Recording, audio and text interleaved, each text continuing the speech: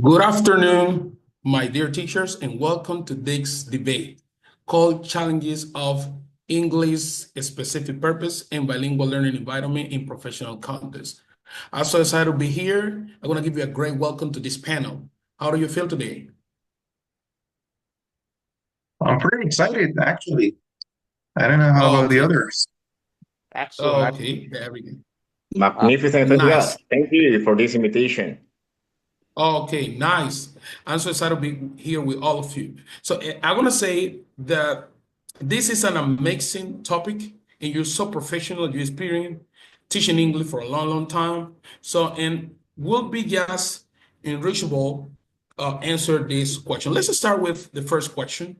That is, what do you think about the spread of English around the world and how it affects professional education? Is there any volunteer? Is there any teacher who want to answer this question? I would like to get started if that's okay. Okay, So, Mr. Alessi. Okay, let's yeah. do Well, now that you mentioned that, the first name that comes to my mind is Ferguson, because he points out that the dominance of English in scientific communication creates inequalities between native and non-native speakers, especially with this academic context. I would agree with this concern because let's think about Colombia. So many Colombian professionals often face these kind of problems or barriers, right? Limitations, we can also call them like that, when trying to publish internationally or to access to specialized knowledge. Just as a personal comment, I have always seen that the best materials, the best sources, the best information, it's usually in English. So this sometimes relegates Spanish to a secondary role in academic and professional domains. Okay, Mr. Alexis, I totally agree with you, right? The information that is really, really important, more, most of the time you can find it in English language. Okay, but let's continue with the second question. Is English for a specific purpose, ESP, more a problem or could be just a solution? Is there any volunteer who want to answer this question?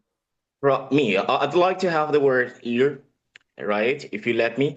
So I'd like to say that this is like this depends on the stakeholders and as well like the stances, like the different positions that we can take into account according to this, because the ESP is considered like a solution in the part that this help or this has like a focus where where we can teach English or we can acquire the English just for a specific purpose. Like for example, for it can be like for the area of medicine. It can be at a job, at an office, right, and so on. This is or this gives like the flexibility of acquisition and as well. This gives like the motivations for our pupils at the case that they feel like the motivation when they are learning, getting like a specific vocabulary skills that they are gonna need for the thing that they are going to do. But on the other hand, we have like a problem, and is that many of the professors that they are giving like giving like specific vocabulary or they are teaching with this method, they aren't prepared for this, right? And as well, there are like other thing, and is the for example in Colombia, the lack of materials is like professors they aren't trained for this, and they have to do it according to their experiences that they have already acquired. Mr. Brandon, I'm totally agree with you. Could be just a solution, right? And but it is enough. It is I enough. guess I guess that's why I said it depends on the stances of the stakeholders. But from my point of view, I guess that this is a solution, all right, for just for specific areas. Specific area. Thank you so much, Professor. I really appreciate your words. Let's jump over to the third question. All right. I want to ask, what other factors are relevant in bilingual practices? Is there any volunteer?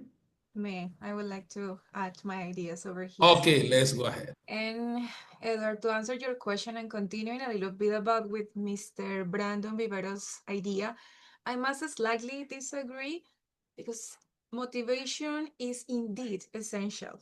But according to Londoño Gutierrez, success in bilingual programs depends more on teacher preparation and institutional support. So without a strong pedagogical training and integration of ICTs, which are very important nowadays, of course, English for specific purposes becomes just a translation of content without real meaning. So from my experience, I think praxis should include intercultural reflection and adaptation to the professional context. Okay, very good. We're on the same page. We're on the same page. All right. An English teacher had a big responsibility when it comes to talk about student wants to learn English or learn new themes. But in this case, we're talking about specifically bilingual environment and things like that. But let's jump over to the last question. That is, what is your opinion about the link between context, teacher training, and fairness in education? This is an amazing question. And Licenciado Mayerson, English teacher Mayerson, will have the opportunity to answer this question. Okay. Hi, everybody. So thank you, again. I'm going to answer these questions, as you require. Okay. So first of all, I would like to say I'm totally, agree according with the professor number three, in this case, Julie, because, teacher training is a foundation. However, I also believe as figures, and I don't know if you have heard, inequity really make helps different type of situations now, different type of sectors, and that's the thing that we have to try to avoid, because not all the time if we may or provide benefits to those type of situations are going to be good. For example, here in Colombia, all the time those type of things happen. So that's why I say I'm in the same boat with the professor or with the teacher in this case, because many students or a lot of students in public institutions are still locked, or they have not access to this quality, and it is need, really need in here. We need to warranty the bilingualism in this area. So that's why I say it's not just for elites. We have to express and give them all what they really need. So that's my opinion according to this contest. You know, I don't know. Okay, let me add a last question. Um, what is your opinion about the role that an English teacher have in a classroom? Do you think that all the responsibility that a student have to learn is because of the teacher, or teacher has an important role in that case? Because many students say that they don't learn English because the teacher that they have is a bad teacher in their perception, in their way of thinking. What do you think? Depend on the teacher, the way of he teach, or the pedagogical way, strategies that teacher use. What do you think about it? But not all the time, mister. And I'm gonna tell you why. Because, like, of course, if you are a professor, if you're a teacher, you have to motivate your students. And you as a student, you need to learn. So I think it would be like 50-50, but it's a hard work that we have to rate awareness in this type of process. Okay, we as a teacher, as I told you before, we have to warranty those type of tools so as to let them know, let them learn what they need to learn. Because the students, we have to remember that we are like kind of a role model for them. So all the time they are being, following us, and that's what we have to do as a teacher, as a professor. Okay, thank you so much. Let me sum up with three important aspects and factor of this debate. First, ESP can motivate a student and connect language with professional identity. That is something that we need to keep in mind. Second, create inequalities. English provide access, but also create inequalities if not critically managed. And the third one, this is the third one, and teacher practice and institutional support are crucial to make bilingual program and meaningfully and equitable. Okay, remember that this type of opinions, right? Arias Rodriguez, okay, Ferguson, and Londoño Gutierrez. I remember that Juliana, you already mentioned it. Okay, you really keep in touch with this type of information. Let's finish with this. I'm totally agree that the main point basically is to find the balance in a global opportunity and local needs.